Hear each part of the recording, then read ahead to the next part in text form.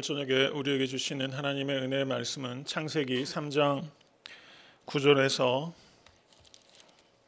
24절까지의 말씀입니다. 창세기 3장 8절에서 24절까지의 말씀 교독하도록 하겠습니다. 그들이 날이 서늘할 때 동산에 거니시는 여호와 하나님의 음성을 듣고 아담과 그 아내가 여호와 하나님의 낯을 피하여 동산 나무 사이에 숨은지라.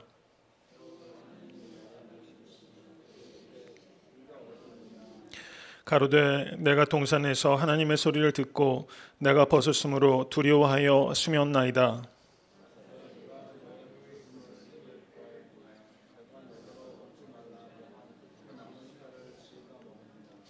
아담이 가로되 하나님이 주셔서 나와 함께 하게 하신 여자 그가 그 나무 실과를 내게 주므로 내가 먹었나이다.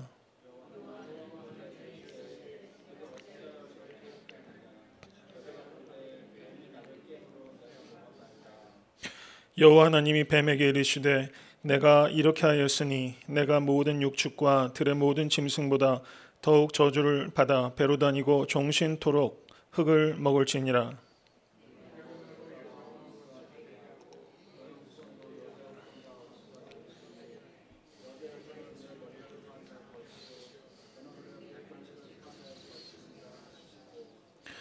또 여자에게 이르시되 내가 네게 잉태하는 고통을 크게 더하리니 내가 수고하고 자식을 낳을 것이며 너는 남편을 사모하고 남편은 너를 다스릴 것이니라 하시고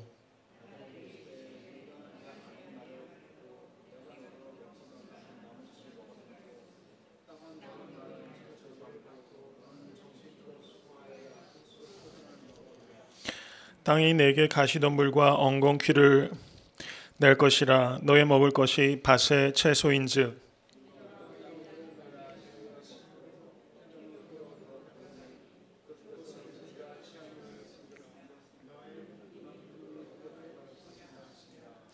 아담이 그 아내를 하와라 이름하였으니 그는 모든 산자의 어미가 되미로다.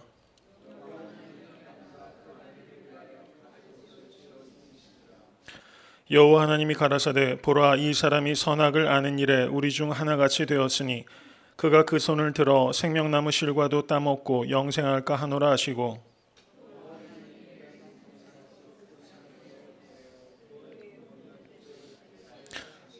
다같이 이같이 하나님이 그 사람을 쫓아내시고 에덴 동산 동편에 그룹들과 두루도는 화염검을 두어 생명나무의 길을 지키게 하시니라. 아멘. 하나님의 말씀입니다. 이제 날씨가 이제 본격적으로 여름이 되는 것 같습니다. 오늘 저녁 말씀을 통해서 정말 시원한 냉수 한 그릇 드시는 것처럼 정말 그 생명수 되신 그 말씀을 통해서 영혼의 갈급함이 해갈되는 그런 은혜가 우리 모두에게 임하기를 간절히 소원합니다. 오늘 본문 말씀 역시 성도님들께서 익히 너무 잘 아시는 이야기가 기록되어 있습니다. 오늘 본문 말씀은 지난주에 말씀드렸던 3장 1절에서 8절에 이어지는 말씀입니다. 타락의 과정이 기록되어 있는 것이 3장 1절부터 8절의 말씀이라고 할 수 있다면 오늘 본문 말씀은 하나님께서 아담과 하와 그리고 뱀을 차례로 소환하십니다. 범죄한 이들을 소환하시고 그들에게 징계를 내리시고 그리고 제일 마지막에는 에덴 동산에서 아담과 하와가 추방당하는 이야기들이 기록되어 있습니다. 이야기는 매우 단순하게 되어 있지만 이 안에 담겨 있는 깊은 의미를 우리 모두가 새롭게 깨달을 수 있게 될 간절히 바랍니다. 본문 말씀 8절을 보시면 그들이 날이 서늘할 때 동산에 거니시는 여호와 하나님의 음성을 듣고 이렇게 기록하고 있습니다. 날이 서늘할 때 동산에 거니시는 하나님. 아마 하나님께서는 이날 처음으로 날이 서늘할 때 동산을 걷지는 않으셨을 거예요. 그 전부터 아담과 하와와 이 동산에서 하나님께서 거니시면서 이야기를 나누는 인격적인 깊은 사귐이 있었을 것이다. 이렇게 우리가 이해하는 것이 맞을 것입니다. 그런데 그렇게 하나님과 더불어 동행하며 깊은 사귐을 가졌던 인간이 죄로 말미암아 부끄러움과 두려움이 생기게 된 것입니다. 우리가 갖고 있는 부끄러움과 두려움이 모두 죄의 결과는 아니지만 죄로 말미암아 부끄러움과 두려움이 온다라는 것을 우리가 기억하는 것은 매우 중요합니다. 그들이 하나님의 낯을 피하여 동산 나무 사이에 숨는 존재로 전락했습니다. 나무 사이에 숨어버리는 비참한 존재로 전락하게 됩니다. 죄를 짓기 전에는 그 죄를 지면 굉장한 경험을 하고 뭔가 새로운 존재로 변화할 것 같지만 막상 죄를 짓고 나게 되면 너무나 형편없어지는 자신의 모습을 발견하게 된다는 것을 동산 나무 뒤에 숨어버린 이 아담의 존재를 통해서 우리는 기억해야 될 것입니다. 하나님께서는 법정의 판사처럼 한 사람 한 사람을 불러서 소환하십니다. 에덴의 타락의 과정에 있어서는 제일 먼저 뱀이 등장하고 하와가 등장하고 그리고 아담이 등장했습니다. 제일 마지막에 아담이 범죄함으로 말미암아 죄가 최종적으로 결정이 됐습니다. 뱀과 하와와 아담의 순서로 등장하고 있는데 오늘 본문에서 하나님께서 그 책임 소재를 추궁하실 때는 거꾸로 부르기 시작한다는 것입니다. 아담을 부르고 그 다음에 하와를 부르고 제일 마지막에 뱀을 부르는 순서로 되어 있다는 것도 우리가 유의해서 볼 필요가 있는 것이다. 이렇게 볼 수 있는 것입니다. 그런데 오늘 하나님께서 재판장으로서 소환을 해서 죄인들을 신문하시고 또 징계를 하심에도 불구하고 오늘 본문에 그려지는 하나님의 모습은 매우 온유한 하나님이라는 것을 우리가 기억할 수 있습니다. 하나님께서는 죄를 싫어하시고 죄를 징벌을 내리시지만 그런 징벌 가운데서도 온유함을 잃지 아니하시는 하나님의 모습을 오늘 본문을 통해서 우리는 발견하게 되는 것입니다. 교회의 영적 리더의 제일 중요한 자격 조건 가운데 하나가 온유함입니다. 가리킬 때에도 그리고 죄를 질책할 때에도 온유함으로 하라고 성경 우리에게 말씀하고 있는 것입니다. 온유함을 갖추셔서 범사에 영적으로 견고하게 서시고 리더가 되실 수 있는 사랑하는 성도님 되실 수 있게 간절히 바랍니다. 오늘 본문에서는 하나님께서 창조주로서 그리고 죄로 인해서 숨어버린 인간을 찾는 구원자로서 하나님께서 목자께서 잃어버린 양 한 마리를 찾는 것과 같이 오늘 아담을 찾고 계신다는 것을 우리가 볼 수 있습니다. 오늘 본문을 통해서 우리를 자신을 한번 되돌아볼 수 있게 되길 간절히 바랍니다. 혹시 나는 숨어 있지는 않은가? 나는 하나님으로부터 숨고 있지는 않은가? 여러분 여태까지 신앙생활을 해오면서 우리는 사실 많은 죄를 범해왔습니다. 그리고 앞으로도 죄를 범하게 될 것입니다. 여기에서 아담을 찾으셨던 그 하나님, 아담이라는 히브리 말은 human being을 의미합니다. 인간을 총칭하는 말이 바로 아담입니다. 아담아 내가 어디 있느냐? 하나님께서 그렇게 부르신 것은 인간아 너희가 어디 있느냐? 그리고 우리 한 사람 한 사람의 이름을 부르시면서 어디에 있느냐라고 주님께서 부르시는 음성입니다. 오늘 예배를 통해서 아직까지 하나님 앞에서 통회하고 회개하지 못한 죄가 있다면 여러 성도님들의 이름을 부르시면서 내가 어디 있느냐라고 물으시는 하나님의 음성을 들으실 수 있게 되기를 주님의 이름으로 간절히 축원합니다. 우리가 믿는 기독교는 사귐의 종교입니다. 사귐의 종교입니다. 우리가 예수 그리스도를 팔로우할 때 팔로우십이 생길 때 펠로우십이 생긴다고 제가 말씀을 여러 차례 드렸습니다. 기독교는 사귐의 종교입니다. 하나님께서 독생자 예수 그리스도를 우리를 위해서 십자가에 내어주신 것은 우리로 말미암아 단순하게 지옥의 심판불만을 면케하기 위해서 예수님을 내어주신 것이 아니라 하나님과 깊은 사귐을 얻게 하시기 위해서 우리 한 사람 한 사람과 교제하기 위해서 예수님을 내어주신 것을 기억하실 수 있게 되길 간절히 바랍니다. 사도 바울은 빌립보서에서 감옥에서 빌립보 교인들에게 편지를 쓰면서 거기에서 주 안에서 기뻐하라 라고 수차례에 걸쳐서 강조하고 있습니다. 절대적인 기쁨은 어디에 있는가? 그것은 오직 우리가 주 안에서 사귐이 있을 때만 있게 되는 것을 믿고 경험하실 수 있게 간절히 바랍니다. 이 사실이 우리의 머리에만 있는 것이 아니라 우리의 심장으로 내려오고 우리의 삶 속에 실제적으로 경험이 돼서 주님과 깊은 사귐이 얻게 되시면 이 기쁨은 세상이 빼앗아 갈 수 없는 기쁨입니다. 이런 전천후 기쁨, 절대적인 기쁨, 이 기쁨을 맛보시고 증거하실 수 있게 되기를 주님의 이름으로 간절히 축원합니다. 내가 어디 있느냐? 내가 어디 있느냐? 하나님께서 아담이 동산나무 뒤에 숨어 계시다는 것을 모르셨을까요? 술래잡기를 해도 나무 뒤에 숨는 어리석은 짓은 어지간해서 안 합니다. 금방 찾을 수 있는 것이죠. 하나님께서 아담아 내가 어디 있느냐라는 것은 아담에게 아담의 로케이션을 묻는 질문이 아닙니다. 아담의 위치를 몰라서 묻는 질문이 아니라는 것입니다. 창세기 4장 9절을 보시면 하나님께서 가인이 그 아우 아벨을 죽였을 때 내 아우 아벨이 어디 있느냐? 아담아 내가 어디 있느냐? 라고 물으셨던 하나님께서 바로 뒷장인 창세기 4장 9절에서는 내 아우 아벨이 어디 있느냐? 외형적으로는 로케이션을 묻고 있지만 이것은 위치를 묻는 것이 아니라 아담아 내가 어디 있느냐? 라는 질문은 위치에 대한 질문이 아니라 아담아 아담의 스테이트를 묻는 겁니다. 아담의 영적 상태에 대한 질문입니다. 아담아 너의 영적 상태가 지금 어디에 있느냐? 너와 나의 관계가 지금 어디에 있느냐? 하나님께서는 바로 이 질문을 우리에게 던지고 계시다는 사실입니다. 이것은 아담에게 정직하고 진실한 회개를 하라고 촉구하시는 것입니다.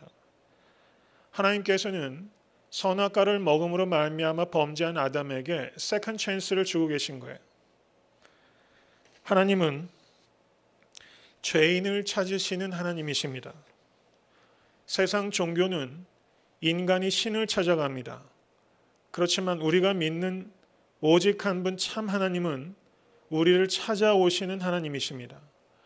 여러분, 자식이 부모를 찾아가는 것과 부모가 자식을 찾아오는 것과 어느 쪽이 부모답습니까?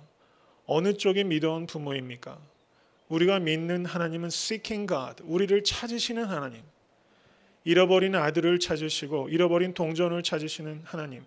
잃어버린 양 한 마리를 찾으시는 하나님. 그것이 바로 누가복음 15장에 기록된 하나님의 모습입니다. 성부, 성자, 성령 하나님은 끊임없이 우리를 찾으시는 하나님.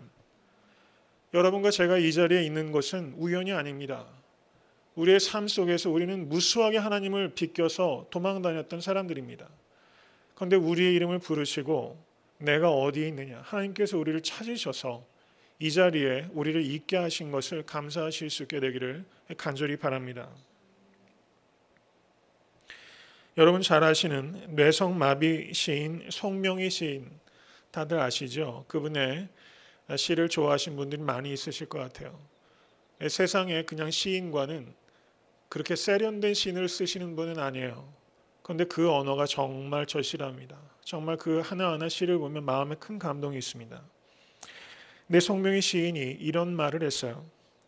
사람은 누구나 배설을 해야 하고 제대로 배설을 못하면 큰 병이 나는 법입니다. 회개는 영혼의 배설과 같은 것입니다. 회개를 못하면 큰 죄에 눌려서 멸망에 이르게 되는 것입니다. 역시 단순한 진리를 이렇게 말하고 있어요. 회개는 영혼의 배설과 같다. 사랑하는 성도 여러분, 어떻게 배설 잘하고 계십니까? 배설 잘해야지 건강한 법입니다. 영혼의 배설, 회개를 깊은 회개를 경험하실 수 있게 되기를 간절히 축원합니다. 그런데 우리는 회개해야 된다는 것은 알면서도 실제 깊은 회개를 못하고 있어요.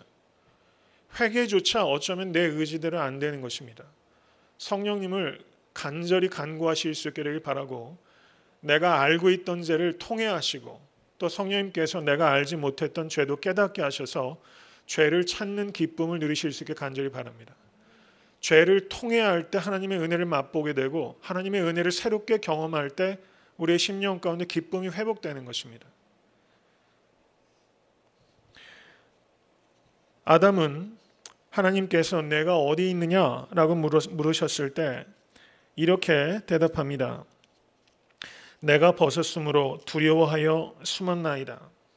그러자 하나님께서 11절에 다시 물으십니다. 누가 너의 벗었음을 내게 고하였느냐? 내가 너더러 먹지 말라 명한 그 나무 실과를 내가 먹었느냐? 이렇게 하나님께서 재차 질문하셨어요. 이것은 하나님의 질문을 통해서 우리가 알 수 있는 것은 하나님께서는 지금 상황을 몰라서 묻고 계신 게 아닙니다. 그것이 분명하지 않습니까? 하나님께서는 상황을 질문하고 계신 것이 아니라 우리의 정직한 회개를 지금 기다리고 계시다는 것을 다시 한번 알 수가 있습니다. 그러자 그때 아담이 대답하는 게 어떻게 대답을 합니까? 12절 말씀 다 같이 읽습니다. 아담이 가로되 하나님이 주셔서 나와 함께 하신 여자 그가 그 나무 실과를 내게 주므로 내가 먹었나이다. 이렇게 말하고 있어요. 어떻게 보면 틀린 말이 아니죠. 사실 하나님께서 하와를 아담이 잠들었을 때 갈빗단을 취해서 하와를 데려다 준 건 맞습니다. 그리고 하와가 와서 꼬드겨서 그거 먹은 것 맞죠? 외형적으로는 맞습니다. 지금 여기에서 아담은 책임을 전가하는 존재로 전락하게 됩니다. 죄로 말미암아 하나님과 인간 사이의 관계가 벌어지게 되면 그것은 거기에서 그치는 것이 아니라 인간과 인간 사이가 반드시 틀어지게끔 돼 있다는 것을 오늘 본문을 통해서 다시 한번 깨닫게 됩니다. 수직적인 관계가 문제가 생기면 수평적인 관계에 문제가 생겨요. 여러분, 성령 충만은 무엇인가? 성령 충만은 관계 충만입니다. 관계가 온전하지 않으면서 성령 충만하다는 것은 성경적이지 않습니다. 그것은 성령 충만이 아닙니다. 만약에 성도님들께서 인간관계 속에서 문제를 많이 겪고 계시다면 성도님과 하나님과의 관계가 온전하게 이루어지고 있는지를 객관적으로 검증하실 수 있게 되기를 간절히 바랍니다. 창세기 2장 23절에 이 아담이 어떻게 말합니까? 내 뼈 중에 뼈요 살 중에 살이로다. 여러분은 얼마나 대단한 사랑을 고백했어요. 그런데 지금 여기에서 이 아담이 얼마나 비열하게 자신의 아내에게 이 죄를 전가합니까? 책임을 전가합니다. 이런 우스갯소리를 들은 적이 있습니다. 아담이 예쁜 하와를 아내로 주신 하나님께 감사하면서 기도를 드렸습니다. 하나님, 어떻게 제게 이렇게 예쁜 어여쁜 아내를 주셨습니까? 참 감사합니다. 이렇게 아담이 기도를 했더니 하나님께서 이렇게 대답하셨대요. 그렇게 예뻐야 네가 좋아하지 않겠느냐? 이렇게 대답했다는 겁니다. 그러자 아담이 하나님께 질문했습니다. 그런데 하나님, 하와가 가끔 맹할 때가 있습니다. 이렇게 말했더니 그때 하나님께서 맹해야 너를 좋아하지 않겠느냐? 이렇게 대답했다는 거예요. 제가 이 우스갯소리를 들은 이유는 특별한 의미는 없는 것 같습니다. 날도 좀 덥고 주일날 이렇게 농을 하긴 좀 그렇고 해서 수요일날이라도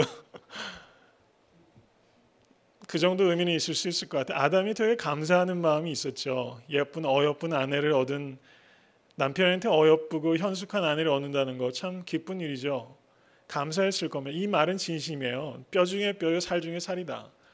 이게 진심이면서도 이게 거짓이 아니란 말이죠. 진심이면서도, 그리고 자기가 잘못하게 되면 또 책임을 또 전가하게 돼요. 사람이 이렇게 두 가지 마음이 다 있는 것 같아요. 참 약하다 이런 생각이 듭니다. 전에 있던 것이 차라리 거짓말이면 단순한데 사람은 앞에 것도 진짜 마음이고 뒤에 있는 것도 사람의 약한 모습이라는 거죠. 이런 모습을 우리는 우리 안에서 발견하게 됩니다. 그런데 이 아담의 문제는 이 하와에게 책임을 전가하는 데서 그치는 것이 아니라 그 원망의 대상을 하나님마저 원망의 대상으로 삼았다는 데 있다는 것입니다. 원망은 눈덩이처럼 불어나게 됩니다. 그래서 급기야는 하나님까지 원망하게 되는 것입니다. 성도님, 여태까지 살아오시면서 하나님 원망해 보신 적 없으십니까?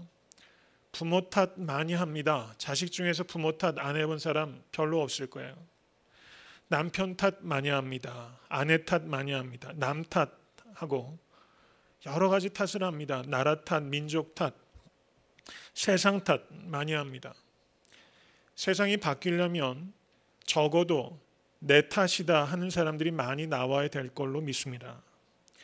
이런 말이 있습니다. 실패하는 사람들의 특징은 남 탓을 하는 사람이고 성공하는 사람의 특징은 남 덕입니다 라고 말하는 사람들이 성공한대요.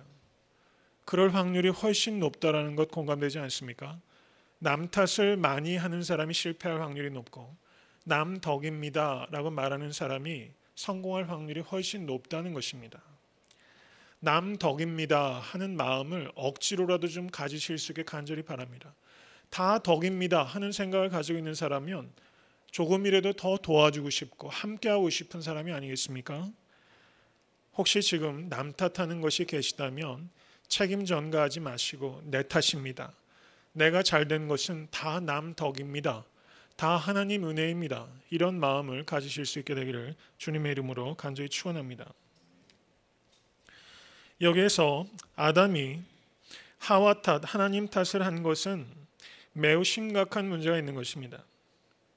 하나님께서는 선악과를 금하심으로 말미암아 인간을 윤리적 존재, 책임적 존재로 만드셨습니다. 그것이 인간 존재의 영예였습니다. 책임적 존재로 만드셨다는 것은 인간의 멍해가 아니라 인간의 영예입니다. 그런데 아담이 지금 여기에서 책임을 지는 존재가 아니라 책임을 전가하는 존재, 그리고 책임을 포기해버리는 존재가 됐습니다. 사람의 가치는 책임을 포기할 때 없어지는 것입니다. 책임을 포기할 때 그 사람의 존재 의미가 상실됩니다. 그렇기 때문에 아담은 나무 뒤에 숨어버리게 되는 것입니다. 우리가 책임을 질 때에 그 존재의 영광이 생기게 된다는 사실입니다. 그러나 어떻습니까? 어느 곳에 가든지 책임을 추궁하는 사람들은 넘쳐납니다. 그런데 책임을 지겠다고 하는 사람들은 사실은 극히 드문다는 사실입니다.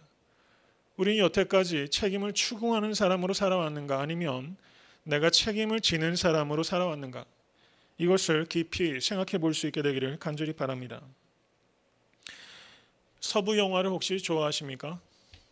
저는 어렸을 때는 서부 영화를 꽤나 좋아했었어요. 그때는 서부 영화가 최고인 줄 알았습니다. 하이눈이라는 그 서부 영화가 있어요. 하이눈 기억나세요?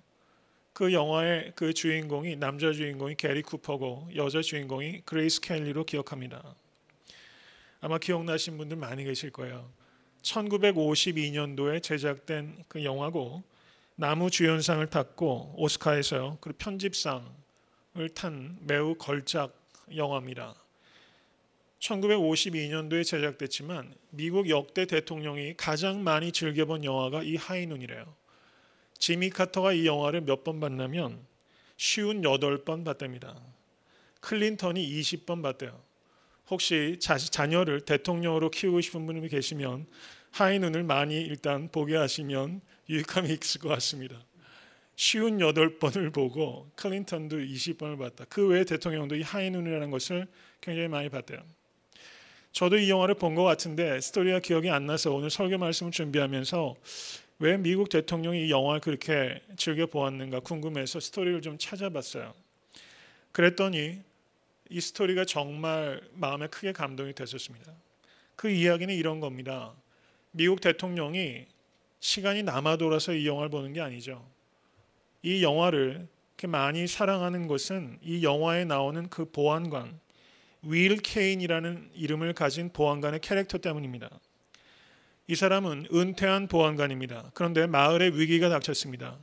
이 윌 케인이 5년 전에 감옥에 잡아놓은 프랭크 밀러가 이제 감옥에서 이제 석방이 되게 된 겁니다. 그래서 이 프랭크 밀러가 자신의 악당 부하들을 다시 규합해서 5년 전에 이 마을로 다시 와서 이 마을로 쑥대밭을 만들려고 하는 상황이 벌어진 겁니다. 이미 윌 케인은 은퇴하였고 결혼해서 단란한 가정을 꾸미고 있었습니다.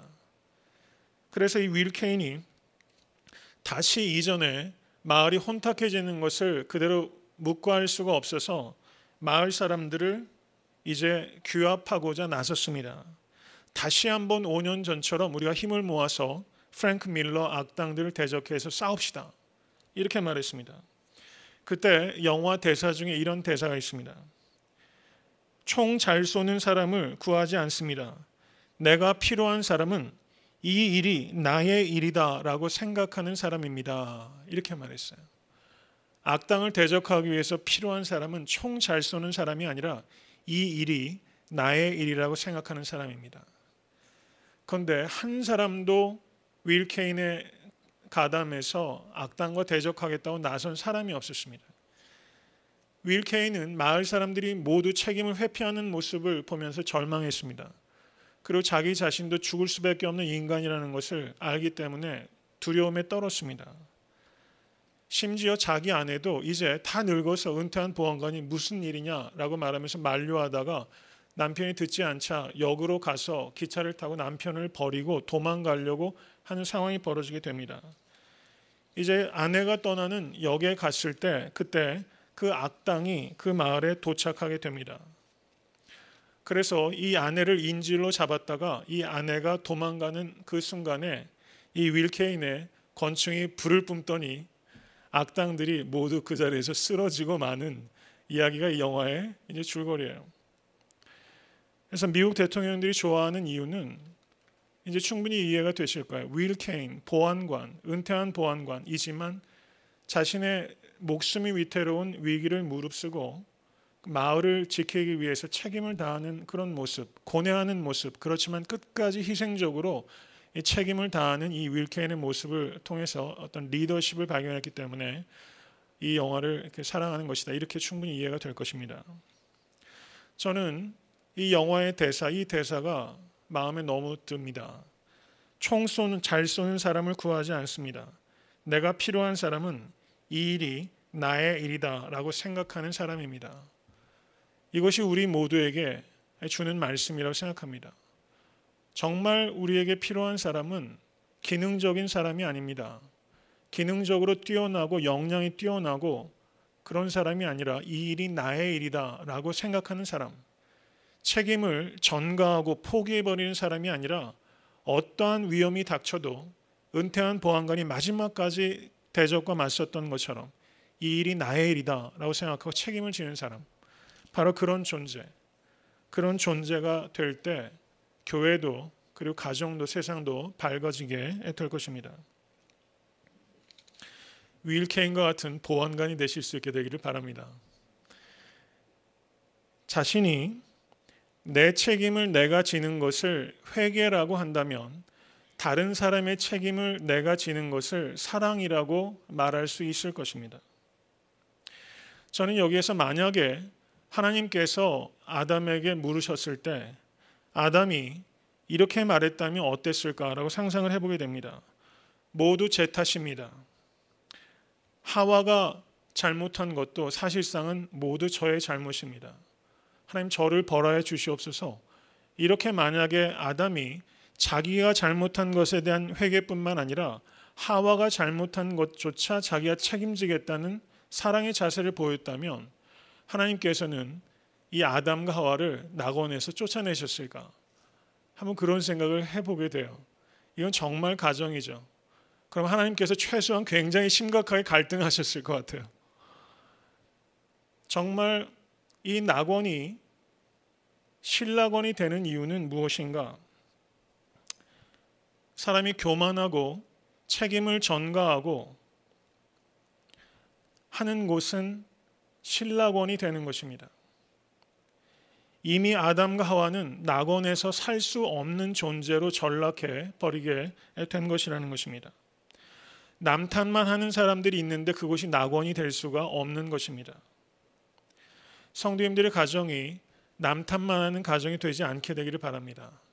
애타한테 섬기는 교회가 이 탓 저 탓 하면서 남에게 책임을 전가하는 곳이 아니라 내가 할 일입니다 라고 말하면서 자신의 책임을 감당하고 내 탓이라고 말하는 교회로 세워갈 때 우리 교회는 작은 에덴이 되게 될 것입니다.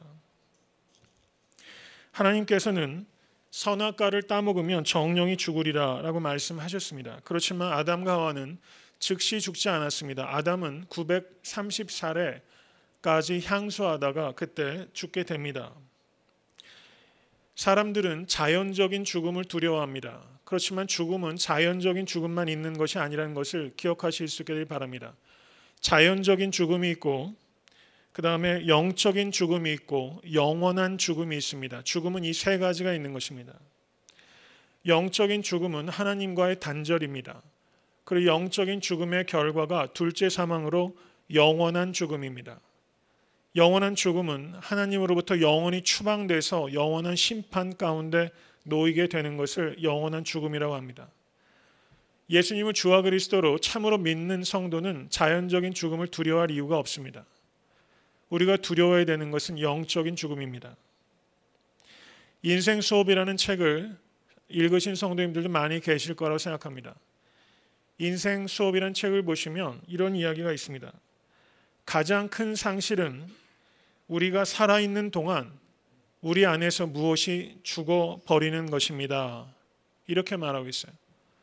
가장 큰 상실은 우리가 자연적으로 죽는 것이 아니라 우리의 내면에서 무엇인가가 죽어버리는 것이다.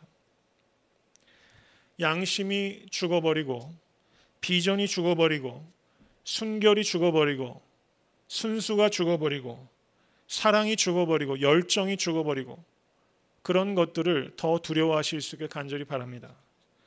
성도님들의 심령 가운데 무엇인가 죽어있는 것이 있다면 그것들이 다시 되살아나는 은혜와 능력이 임하게 되기를 주님의 이름으로 간절히 축원합니다. 이제 에덴 동산에서 하나님께서 아담과 하와를 소환했을 때 아담은 하와에게 책임을 전가하고 하와는 뱀에게 책임을 전가합니다.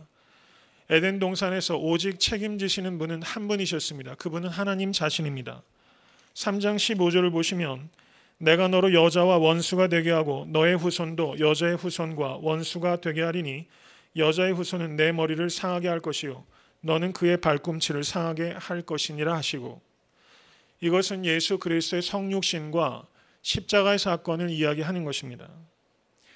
인간은 하나님과 같이 되려 하려 해서 문제를 만들지만 하나님은 인간이 되셔서 우리의 문제를 해결하셨습니다.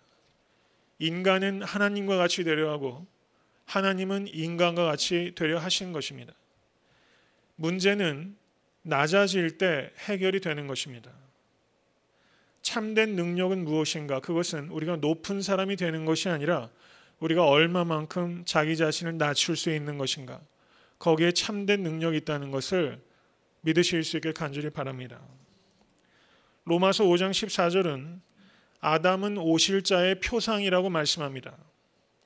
고린도전서 15장 45절은 기록된 바 첫사람 아담은 산영이 되었다함과 같이 마지막 아담은 살려주는 영이 되었나니 라고 말씀합니다. 성경은 예수 그리스도를 마지막 아담이라고 말합니다. 우리는 우리가 지은 죄 때문에 죽는 것이 아니라 아담이 지은 죄 때문에 죽게 되는 것입니다. 성경은 우리가 아담 안에서 죄를 같이 지었다라고 말합니다. 그리고 우리가 예수 그리스도를 영접할 때 우리가 예수 그리스도 안에서 예수 그리스도와 더불어 십자가를 졌다라고 말합니다. 아담의 죄가 아담의 후손이 우리에게 전가가 된 것입니다. 성경이 그렇게 말하기 때문에 이것을 믿으실 수 있게 간절히 바랍니다. 그리고 예수님을 주와 그리스도로 영접하시는 순간 우리에게 전가된 아담의 죄가 예수 그리스도께 전가됩니다. 그리고 예수 그리스도의 의가 성도님들께 전가가 되어서 하나님께서는 성도님들의 행위를 말미암지 아니하고 성도님들께 전가된 그리스도의 의로 말미암아 성도님들을 의롭다 하시는 것입니다. 아담으로 말미암아 죽을 수밖에 없었던 우리들이 마지막 아담인 예수 그리스도를 믿음으로 말미암아 영원한 생명을 얻게 된 것입니다. 바로 그것에 대한 예언이 창세기 3장 15절에 나타나고 있는 것입니다. 하나님께서는 인간이 어질러둔 바로 그 순간에 하나님의 구속사를 시작하셨다는 것입니다.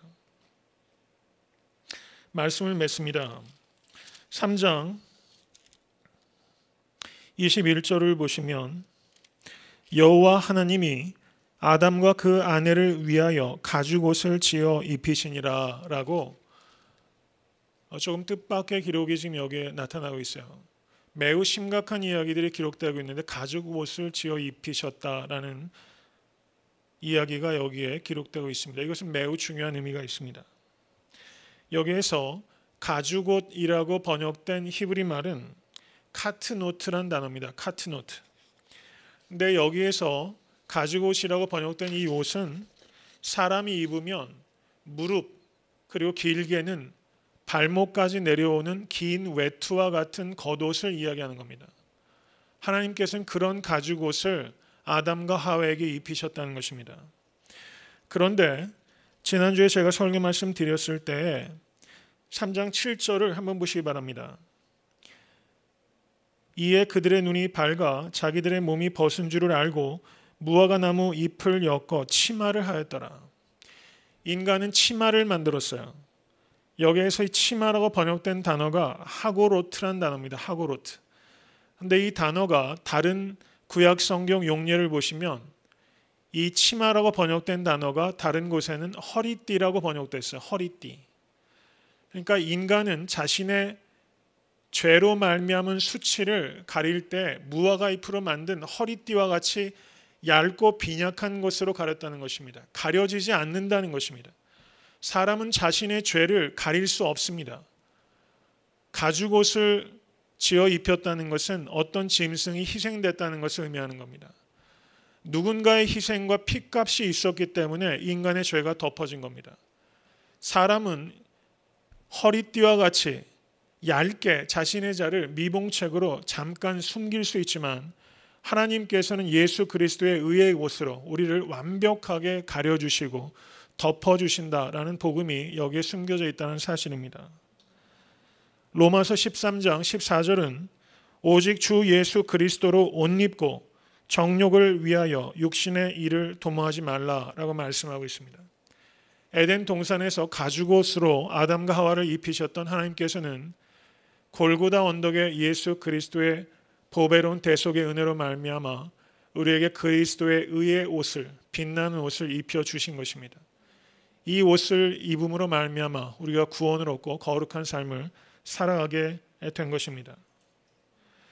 불신과 교만과 책임 전가가 있는 곳이 신라원이라면 불신 대신에 믿음이, 교만 대신에 겸손이, 그리고 책임을 전가하는 대신에 내가 책임을 지겠다는 마음이 있다면 그곳은 신라원이 아니라 작은 낙원이 될 것입니다. 성도님들의 삶의 자리가 신라원이 아니라 낙원이 될 수 있게 되길 간절히 바라고 그 일을 위해 쓰임 받으실 수 있게 되기를 주님의 이름으로 축원합니다.